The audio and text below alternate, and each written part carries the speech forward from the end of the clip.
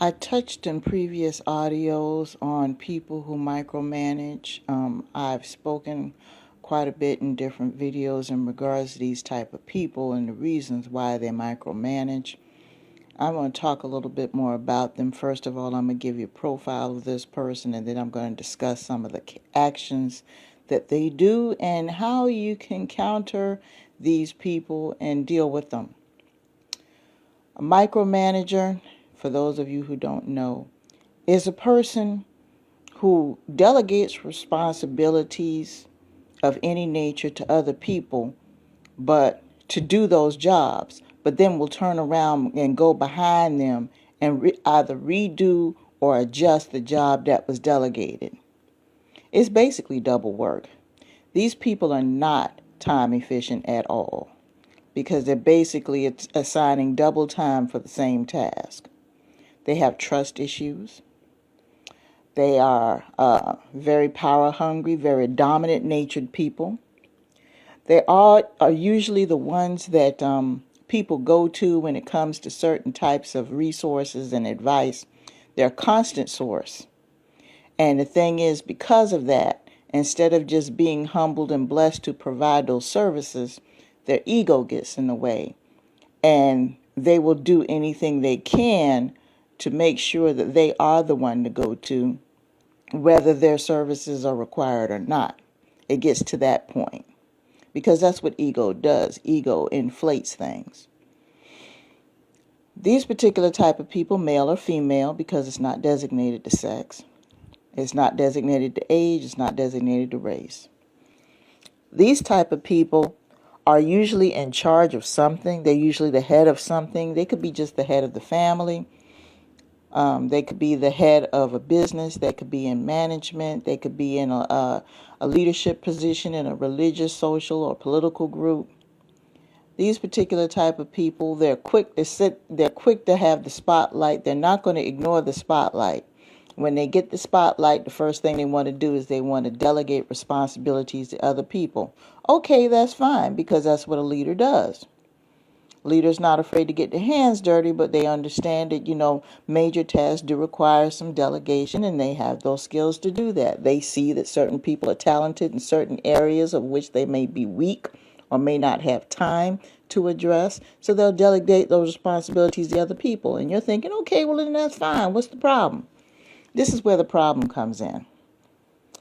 Let's say that you're in a social group, you're in a club, and let's say that you have the president of the club. Let's say that this is a boating club, just out of the blue. Okay, I've never been a member of a boating club, but I'm just using this as an example.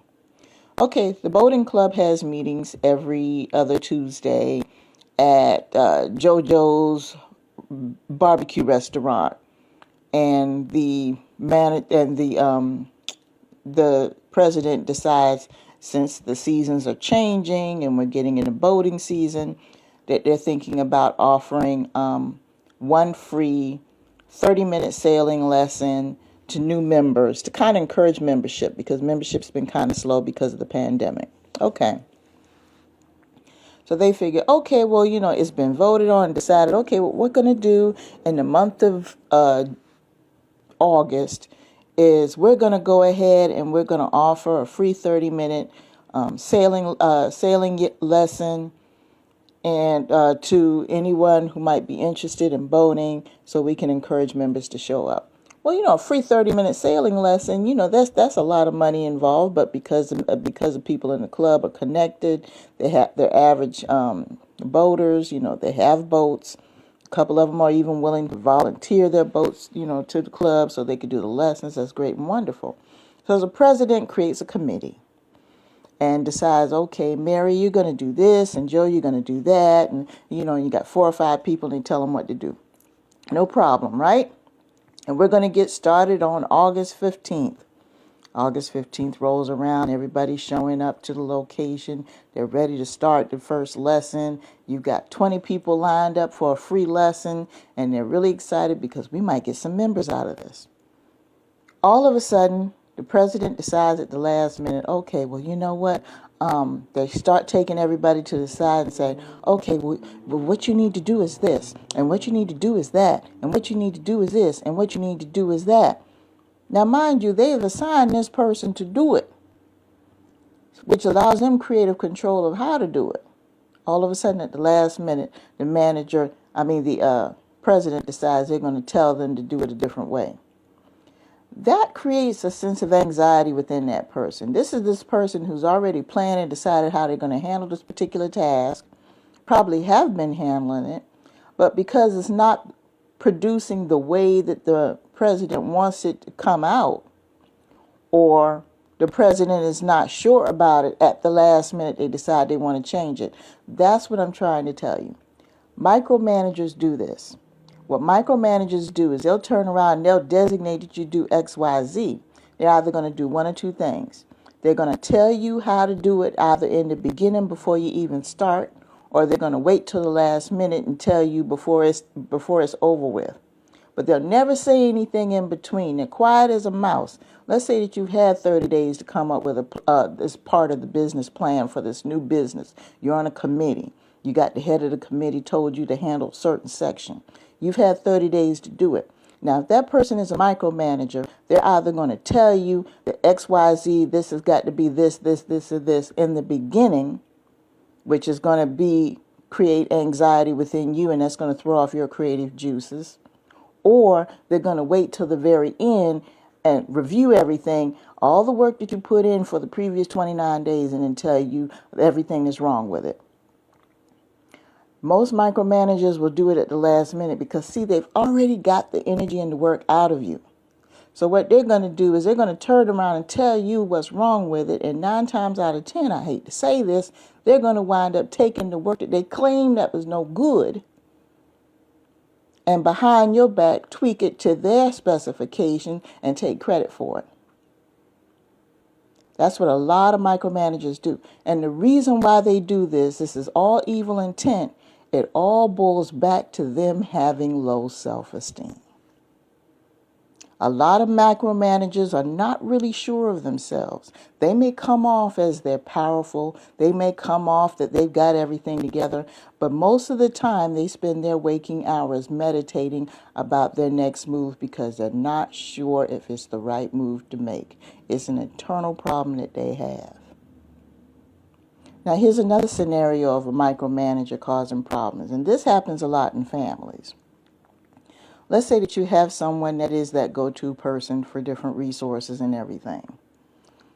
You may have 1 or 2 people that hardly ever ask anything from this person or hardly ever goes to them for anything. Okay, that's fine. But this particular person, because they don't have that other person who doesn't ask for anything in their immediate audience, they take it upon themselves to create this thing in their mind where they feel they need to reach out to this person and try to brainwash into thinking that they need them for something when they really don't. Yeah, it's a form of emotional manipulation. It is. They feel the need to be needed. And there could be something that's not going wrong at all. Now, a lot of us would love to have a situation go along smoothly without having to exert any extra energy or use up any additional time. A lot of us would appreciate that. So we could take the time to smell the flowers. Micromanagers aren't satisfied. They're not satisfied at all. So just be careful with these type of people. If someone assigns you a task and they trust that you're able to do the task, and then not long afterwards, or maybe after you've done all the work, they come to you and tell you it's not any good, the best thing for you to do is, number one, don't work with them anymore. Just don't work with them anymore. If it's a task or a project that needs to be handled, go ahead and handle it on your own. As a matter of fact, don't even mention that you're working on it. Give them as little information as possible when it comes to certain things. These people are seeking out ways to interject themselves into people's lives. And sometimes they're not wanted, and sometimes it's not necessary. And have you noticed that a lot of people who are micromanagers, they're always complaining about how they don't have time. They're always complaining about how tired they are. And that is because they are using their energy in the wrong ways, in wrong situations. They're interjecting themselves too much in places where they have no business. And I hear it a lot, I hear a lot from females, especially in regards to children and grandchildren. The children and grandchildren are grown and they get into a situation. Now, they've done the best they can to raise them the best way they can. But let's just be honest. Let's just tell the truth. A lot of us, when we get grown, we make mistakes. And then after we make the mistake, all of a sudden we remember the voice of the mother or the grandmother who may or may not be with us. But it's always after the fact. That's part of the learning process. That's a part of becoming mature. You have to experience some of these things in order to learn from these experiences. If that's the case, then all of us will be perfect if we just simply just listen to everybody. Some of us just have to be hard-headed sometimes in order to get the message. But then you have this mother or grandmother is burning up the phone lines, the Facebook, and everything else, whining about how this child or grandchild just doesn't do X, Y, Z. Please pray for them. Please pray for them. Please pray for them. I have nothing against prayer. But a lot of the times when they're announcing that, it's probably like the 13th or the 20th or the 50th time that this person's gotten involved. And a lot of people close to them don't even lift a finger because they're like, here we go again. So this person, instead of admitting how helpless they are, they'll sit and try to micromanage things, drag everybody else into the situation and say, okay, Nisi, I need for you to do so-and-so, so so-and-so could do this. And they'll manipulate other people to try to micromanage other people. And they're like, wait a minute, what is going on here? Why don't you just sit back and leave it alone? You claim you believe in a higher power. You claim that you believe in faith, that they can work with people and move people to do the right thing. Then you need to sit back and you need to go ahead and let that happen. But see, micromanagers can't do that. They have to have their name involved in every single situation in regards to people who are close to them. They have to be involved some way, form, or fashion, even if it's negative. And that's the problem. That's misdirected energy, it's negative energy, it's time wasting. So you're wondering why these people are always tired and never have time. It's because they're wasting their energy they're using it the wrong way. They're operating with bad intentions, and they really need to set their ego down somewhere. Ego will wear you out.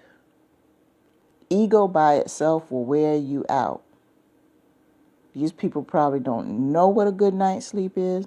They probably don't know anything about prayer and meditation. And they probably don't know anything about just sitting down and being quiet somewhere by themselves. They have no idea about that. So I kind of hope that this helps you in regards to people who are micromanagers. I'm not saying that these aren't nice people. They are nice people. But they'll try to come off like they're overly concerned about everyone, when deep down, they just want the name of somebody else's business because they have a fragile ego. That's ill intent. So be very careful dealing with these people. If whatever it is you do is just not good enough, and you know that this is a pattern of this going on because they're never satisfied with what anybody does, okay, then the people that are around them don't need to work with them on anything.